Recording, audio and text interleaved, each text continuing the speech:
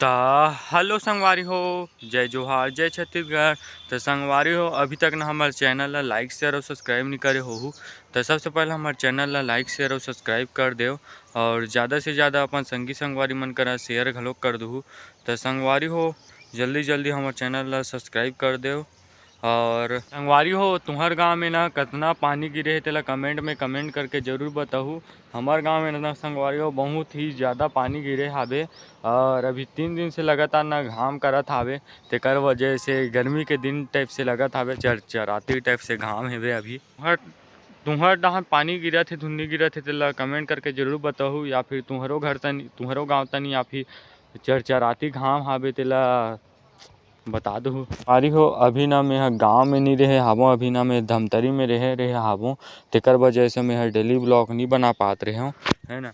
तो संगवारी हो, अब एक बाद ना मतलब आज से ना अब डेली ब्लॉग आही, कार कि अभी मैं गांव में आ गए हावो। अब गांव तनी के अब संगवारी हो तुम मतलब व्लॉग देखे बर मिलही।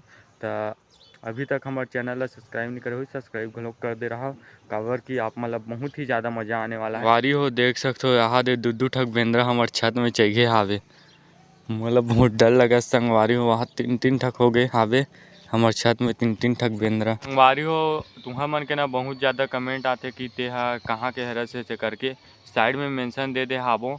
पूर्णिमा सीजी करके हावे, वो बोलत है कि तेहा धमतरी में कहाँ के हरस है करके।